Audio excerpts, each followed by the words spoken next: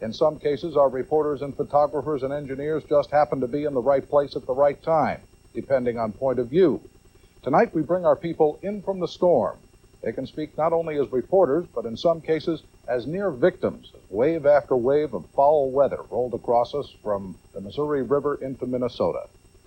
When it comes to news coverage, luck was on our side when the storms hit. Trying to stay ahead of the storm, KELO-Land's Jay Trobeck was on his way to Brookings when he got word about Chandler and Lake Wilson. Tornadoes had struck. That put Jay on the scene before any other TV news people. It was immediately apparent this was a major disaster.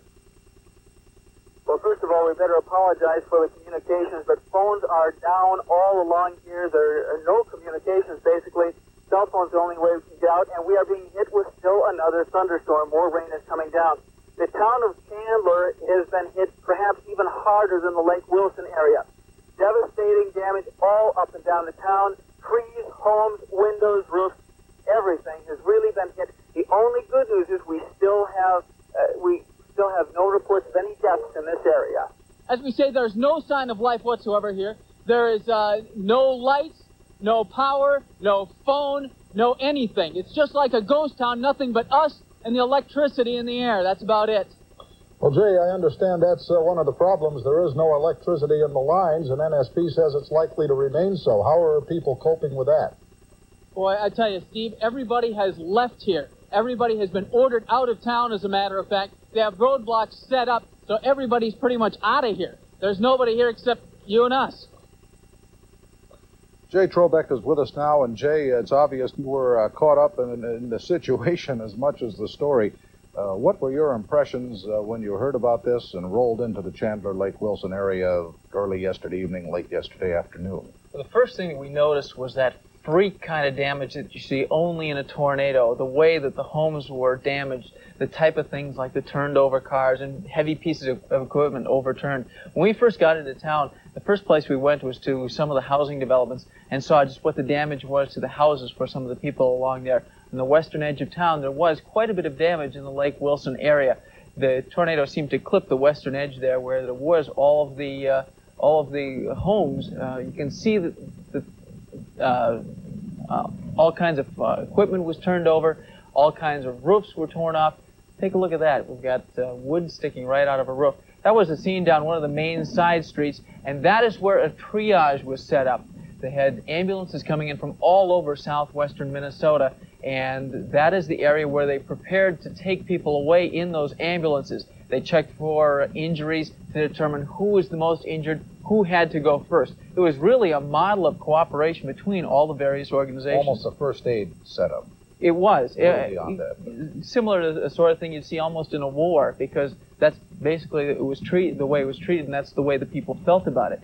You can see some of the houses were torn right off their foundations. I have no idea where the roofs and things ended up. Law enforcement was on the scene. The problem was there were so many communities that had been hit by this thing, so everybody was stretched a little thin, but to the credit of all the people in that area, everyone seemed to obey and know enough to stay out of the way and get out of the way of the emergency personnel.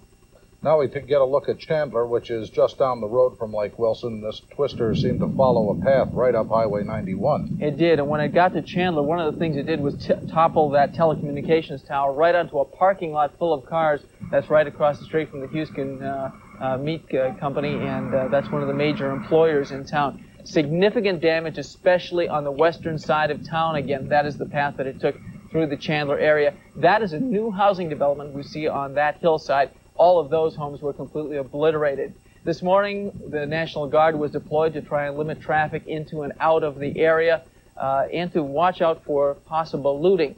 A meeting was held early this morning in a darkened church involving all of the community leaders trying to map out some type of plan, some way to get things organized for the cleanup, which is going to be taking some time. And a darkened church, not as a religious observance, because the power hasn't been on since the storm hit. That is correct, and that's just one of the inconveniences. This is Chandler Lake Wilson High School. You can see the upper level taken right off. The cleanup is underway. Numerous tree branches. We saw trucks coming into and out of the city all day long. The residents slowly started to come back in, and it was not a pretty sight. Your heart has to go out to the people who are affected by this, seeing their homes and their lives destroyed in a moment's notice by that tornado. And the best view of any scene, I think, is from the air or when you can get shot from on high. And that is where you can see the true path of the storm as it cut from the southwest to the northeast in a direction. It took it about 19, 20 miles, something like that, I think is what we figured, tearing the bark off the trees and things like that. That is where we saw the damage. It was just an incredible sight for everybody who was there. Okay, do we have aerial shots now, or? Yeah, let's take a look at those. You'll be able to see the western side of town once again. The helicopter is flying pretty much in the direction that the tornado took, basically flattening everything on the western side of town. The western side of town is a little bit higher than the eastern side, and that made it easier access, made it a better target, we should say, for the tornado. You'll be able to see some of the freak things that you see in a tornado. Trucks in some place they shouldn't be, quite a ways from where they were parked. The trees just shredded like toothpicks, basically. A lot of times a characteristic, and you see it from the air, straight line winds, things are just almost windrowed, laid flat in one direction. When it's a tornado, things are all over the place, as we see here. Absolutely. Thanks a lot, KELO-LAND's Jay Trobeck, the first on the scene of the Chandler Lake Wilson tornadoes. Now, one tornado eyewitness had his camcorder rolling. Home video. Jeremy Van Nieuwenhuizen lives on a hill on the southeast corner of town. He watched the western side of Chandler disappear. Look at it blow there by Clark's. Holy cow. That's it right there. Yeah, no kidding. There it is. There's a tornado. Oh, boy. Awesome, isn't it? Massive? Mm-hmm. Ooh, I don't know where it's heading, but it's the outside of it is hitting us. That's all that hits us. Ooh, this is pretty bad, though. We better go down, Bates. Getting That's bigger. real bad. Look at the stuff up in there. Yep. Swirling around up in there. It's getting bigger. Please don't come here. Oh, holy cow. Holy cow. That ain't very far away at all. I'm getting kind of nervous here. It's just about going right over our heads right now. That's daring. As we said at the beginning, some of our people almost wound up as victims of the storm themselves, trying to cover it. Bobby Lauer is one of the people who got caught in the storms in southwest Minnesota when the second wave came through last night. At least the second wave. Bobby, what did you see? Well, photographer Kevin Kiergaard and I arrived in the Chandler Lake Wilson area about 8 o'clock last night. It was not dark yet, but it was going to get dark on us fairly soon. Now, we have some pictures. Anyone who knows of the area remembers that there is an abandoned air base there. And if you look at these aerial shots here, you'll see coming up very soon, this is the air base. And it's on fire, obviously. We got on that a little bit before that. This is what it looked like just as we were going into town. It was starting to storm again, as many storms went through the area that night. We saw a big lightning strike, went over the hill, and this is what we saw, was that it had started on fire. And obviously, this is much earlier than the other video. This is what the skies were looking like as the night progressed. It started getting darker, and the lightning started getting more and more intense. This was a little bit, I suppose around 9 o'clock, I would guess. And as I said, there were many storms that moved through the region. One of the things that Kevin mentioned is that he had never seen lightning like that. I told him I'd only seen lightning like that one other time, and that was during the Rapid City flood. You lived in Rapid City. Yes, I did, and went through that. So the lightning was similar to that. Obviously, the situation was very different, however. One of the things what happened to us is we got into trouble actually very innocently. We were planning on heading out of the Chandler Lake Wilson area and going over to Pipestone so we could check on the injured that had been taken over to the hospital there. And that's when we drove right into the storm, or that we got caught in anyway. As we were driving, it was starting to get dark out. The only way you could see was when the lightning was striking, and when we'd see the lightning would light up the sky and we could see the wall cloud. we decided we finally had to turn around because we couldn't drive into that wind anymore. So as we turned around that quickly, we looked back up in the sky, and the wall cloud was on the other side of us. It had passed over us that quickly, so that's how fast the storm was moving. Kevin took his foot off of the gas pedal, and the car continued to go at 55 miles an hour because the wind was pushing us. He thought it was hailing, but you know how there are those little pebbles on the side of the road? Those were all being brought up and hitting the car. So we knew there was a lot going on, the things don't normally come up. They usually are going down. We finally drove into a farm area because we saw another car pull in there. And we knew we weren't safe there either. The roof was starting to come off the silo. It was a very, very scary situation. Okay. Thanks a lot, Bobby. Well, in the middle of the worst of the stuff in southwest Minnesota late yesterday, a dramatic rescue near Lake Wilson. Rescue teams tirelessly worked to save an entire family, including an 18-month-old baby, after their car was picked up and thrown by a twister. The tornado dropped the car down into a muddy field 200 feet from the road. A woman was ripped out of the car even though she was wearing a seatbelt. She was plastered with mud and found 50 feet from the vehicle. For well over an hour, rescue workers cut the car apart, trying not to hurt the man and child trapped inside. The man was pulled out of the mangled vehicle first, and rescuer Steve Schultz was able to get hold of the baby's car seat. Loosen it enough so that it was able to slide out. I guess you might say the feeling was one of birth, maybe. The baby is in good condition tonight at a Pipestone hospital. Mom and Dad are in serious but stable condition. When we come back, we'll see the storm damage in South Dakota, including some new video from Fort Thompson. And Vernon Brown will be joining us with what he's seen in the rural areas around Chandler and Lake Wilson, Minnesota. Stay with us. At Terry Schulte Automotive, it's our Auditor's Inventory Reduction Sale. Our auditor says we must reduce our inventory to earn additional allocations for next year. Buy a 92 Geo Metro convertible listed over $11,000. Auditor's price $89.90. A 92 Mitsubishi Eclipse. Auditor's price $10,995. A 92 full-size Chevy pickup $10,790. A 92 Geo Tracker $10,990. Or a 92 Chevy S10. Auditor's price $86.79. 152 new cars and trucks must be sold. Our Auditor's Inventory Reduction Sale. It's on now at Terry Schulte Automotive. People say Ember's steak and eggs platter is the best they've ever had.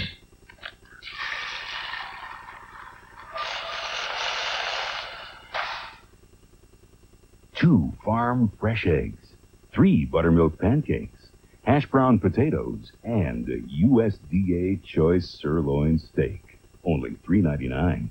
There's only one place for food this good. Ember's. Only Embers.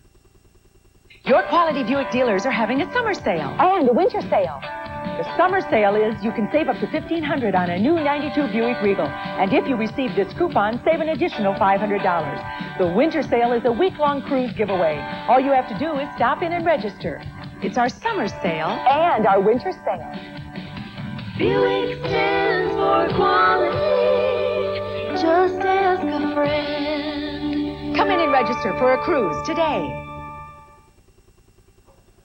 As you followed most of our early storm coverage yesterday, it dealt with the centers of injury and destruction, mostly the towns.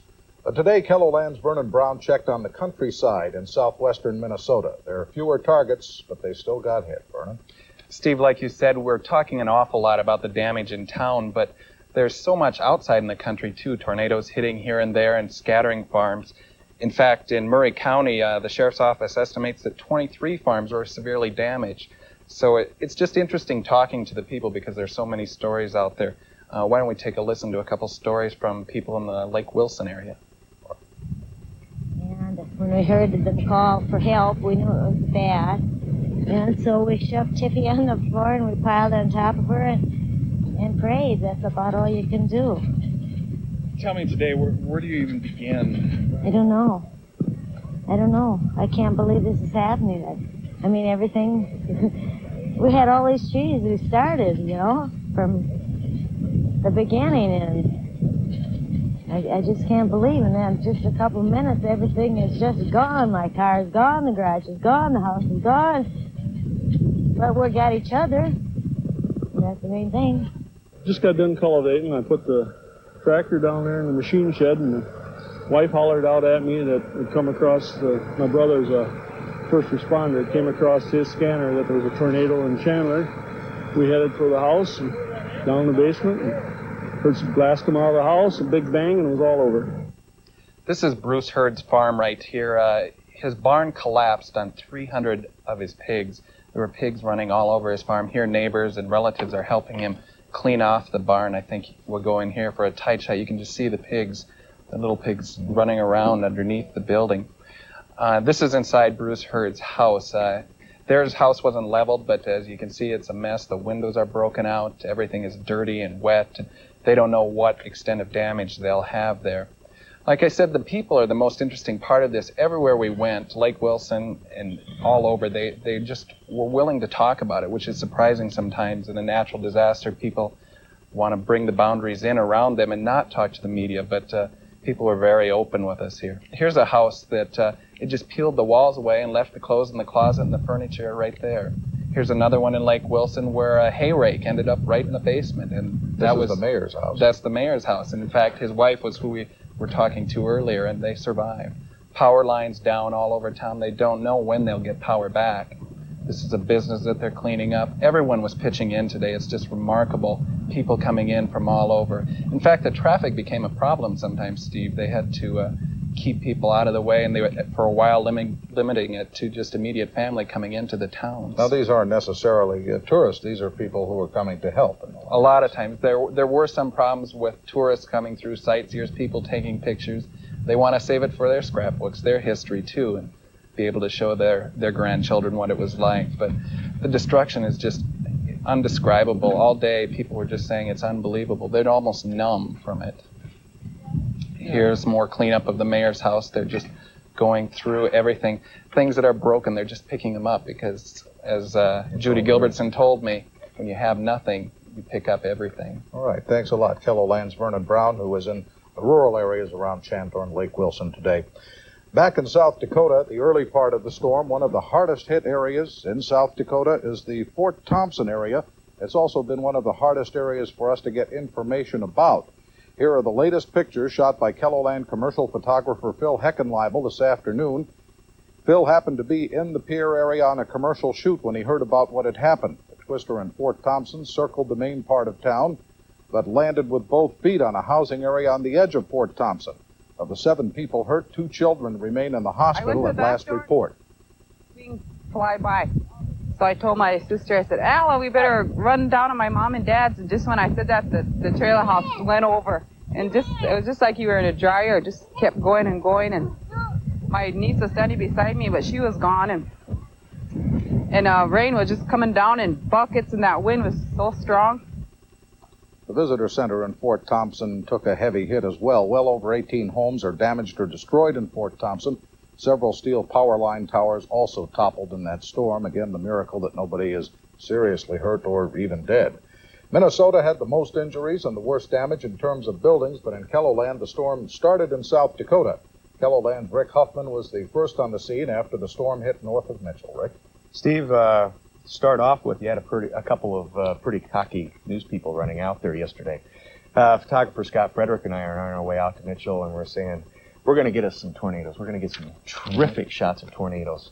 By the time we came back last night, between 8 and 9, we were praying that we wouldn't see any tornadoes.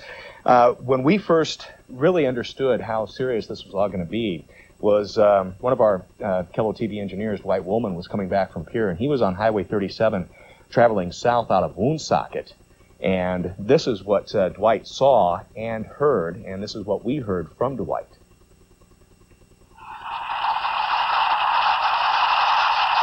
Are you okay? Is it still blowing? Yeah, it's blowing.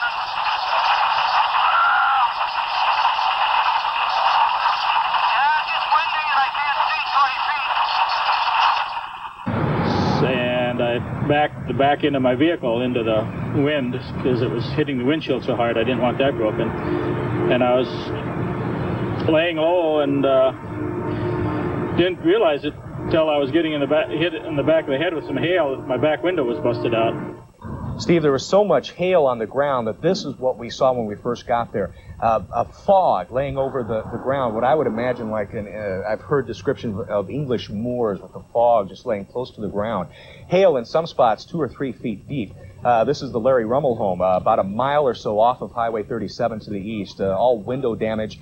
and they also lost some of their tame geese to the hail, were killed. The damage we saw ran about 12 miles long and 3 miles wide on a northeasterly line through Davison, Sanborn, and Minor counties. Now that right there is hail. That's not hail laying on top of mud or ground. That is hail 2, 3, 4 feet thick with the water running right through it. We eventually ran into Sanborn County Sheriff Tom Fridley. He sent us up near Fedora, and the pictures you're going to see now are about 2 miles east of Fedora, south of Highway 34, and that is where we met a gentleman by the name of Howard Fish. It was suggested by somebody that we drove by, told us to go see Howard. Howard had his house totaled by this tornado. This is, as again, just south of Highway 34. Howard tells us what happened at about 4:30 yesterday afternoon. You see, I had been watching it rain and some hail coming, and I thought, the way things was looking, maybe I better get my shoes back on. And Howard lost his home, his barn, his hog shed, and garage. But he says he didn't lose any of his livestock, although most of them went running when the storm hit and knocked down the fences. I think I'm talking right over Howard there. We've got more of what Howard has to say about all this when we come up. He had some family and friends come over to help him pick things up. And he didn't lose his sense of humor through all of this as well, as you're about to find out here.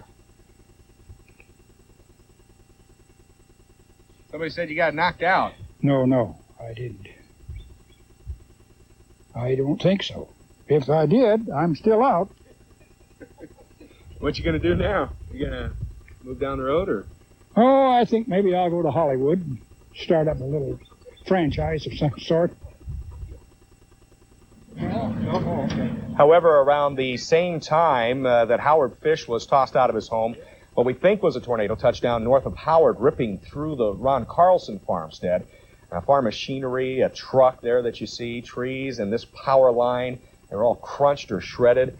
And still, for the most part, though, it seems like the crops and the outbuildings received the most damage in the rural areas. It appears that it missed the cities. Okay, thanks a lot, Rick. This storm brought not only tornadoes, but floods as well. One of the worst areas hit in South Dakota is the Northeast, where more than 17 inches of rain fell in a period of just 24 hours in some places. Let's take a look at Watertown, for instance. Now, parts of Watertown are prone to flooding when we get heavy rains, but I don't think it's normally anything on this scale. But here you see it, kids playing. It takes almost a four-wheel drive pickup to get through. Again, this is video from yesterday afternoon, early yesterday evening in Watertown. Residents we talked with, this is Clear Lake flooding now, and here you can see it's after dark by the time things really got wet there, but they also have a very big mess in the Clear Lake area. Now, residents we talked with told us it happened surprisingly fast, within a couple of hours sometime last night. Between 7 and 9 o'clock, dozens of homes filled with water, riverbanks and lakes overflowed, spreading into farm fields and causing millions of dollars of crop damage across KELO-land. KELO-land Steve Irvin covered the cleanup for us today. Steve? For dozens of miles in Dual County, there is nothing but water. Temporary rivers and lakes have formed where fields and homes used to be. When the water started coming in last night, friends and neighbors gathered to try to save Vince Parker's farm. There was nothing anyone could do. Parker has lived here all his life. In 2 hours, it was all gone. We waited out into the driveway to get out of the house. We got 6 kitchen chairs out that our boys give us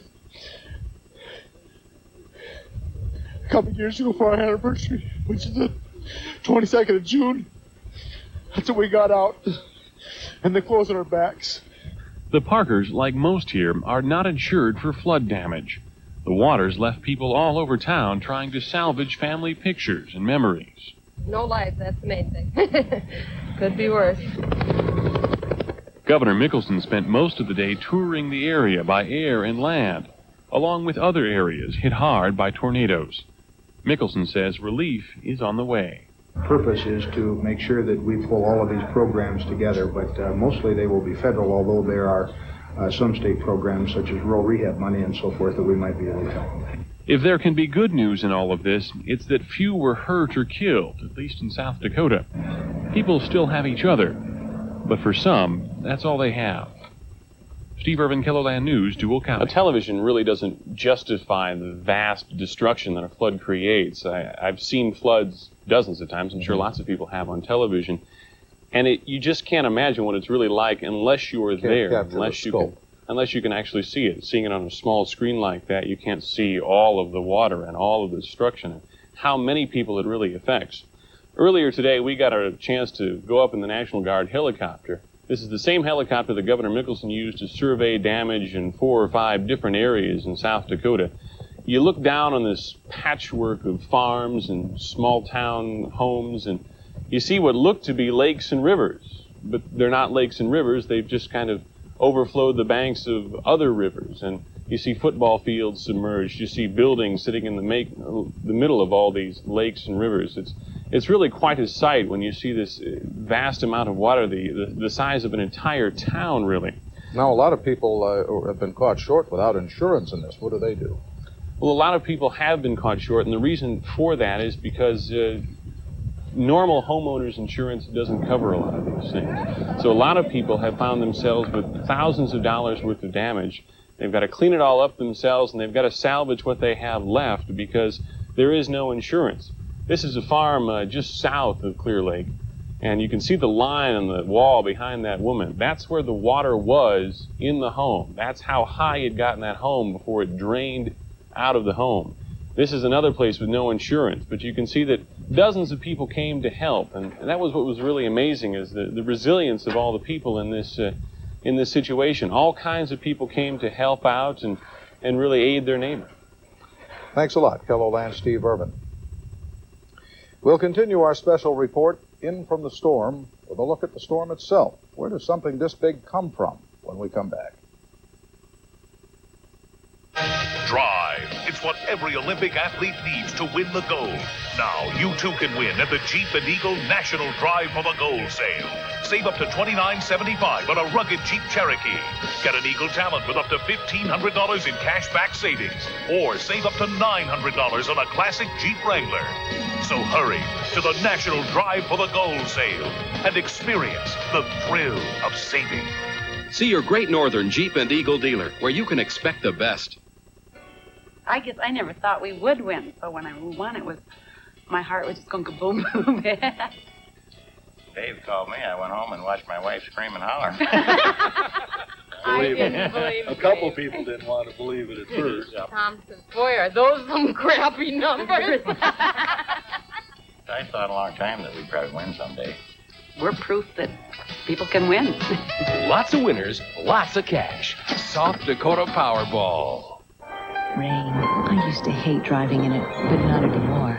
My new Pontiac Grand Am has standard anti-lock brakes that help me maintain steering control, especially on rain-slick roads. I looked at Camry Deluxe with anti-lock brakes, but it would have cost over $4,000 more. And now, Grand Am's an even better value with a $199 a month GMAC Smart Buy. $199 a month buys the new Pontiac Grand Am. See your North Country Pontiac dealers. Pontiac Grand Am. Safety and value. Yesterday's storm, which is still boiling far to the east of us, was truly overwhelming in every way. It's a rare display even to weather experts. Is it volcanoes? El Nino? KELO-TV's Dave Hahn tells us just how this storm came about. They're called supercells, large thunderstorms that feed on themselves, frequently and repeatedly producing severe weather. Even on radar, it's a sight rarely seen, even by the National Weather Service. At least the people around this office think that this is the biggest one that they've seen, biggest organized system that they've seen for about 10 years or more, maybe a decade. To put it into perspective, Kareen says a winter storm of this strength would have dropped 3 feet of snow, not to mention the blowing and drifting. But describing this storm is one thing. Explaining its origin is quite another. El Nino may have something to do with it. I'm not an El Nino fan. So I really don't know, to tell you the truth. But basically we had one very organized, large system that is very intense for this time of year come in the West Coast. And we saw it come in the West Coast, and we've been following it for several days. But you need several ingredients to come together to end up with storms like this. And we weren't sure if they're all going to come together, but yesterday morning early it started to look like, yep, here it comes. Amazingly, the storm hasn't killed anyone. Obviously, early warnings played a crucial role. The National Weather Service in Sioux Falls issued its first statement at 5 a.m. We passed those early warnings on to you during Good Morning KELO-Land at 6:30 in the morning, a process we repeated over and over throughout the day and night. It's nice to know that we may have saved some lives. Dave Hahn, KELO-Land News, Sioux Falls. Bouncing back from attacks by nature is not a new experience for people who've chosen to live in KELO-Land. Just a week ago, we marked the renewal of Rapid City following the Great Flood 20 years ago. But last night's storms no doubt sent chills through the residents of Tracy, Minnesota. 9 people died when a tornado destroyed that town on June 13, 1968. Even the ruined tree left as a memorial is now gone. Even our film has disappeared. But the memories rekindle easily. One Tracy resident we talked to today remembers that storm. He tells us that people there still get pretty nervous when the whistles blow. But Tracy did recover. The towns that fell victim to yesterday's storms, like Tracy, will recover. In this case, the people will recover too. But for all of us, it'll be a night to remember in from the storm. Stay with us in the next days and weeks for stories of recovery. But for now, good night.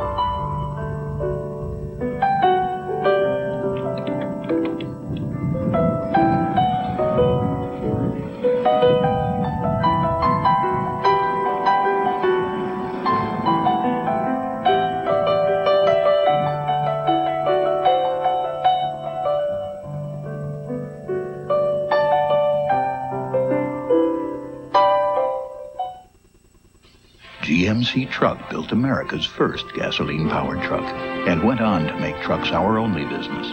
Trucks that some say worked a little harder, lasted a little longer. And that's still true today. In a truck that gives you the most standard payload and the strongest resale of any full-size pickup. The Sierra from GMC Truck. More proof of the strength of experience. See your local Great Plains GMC truck dealer today. Ground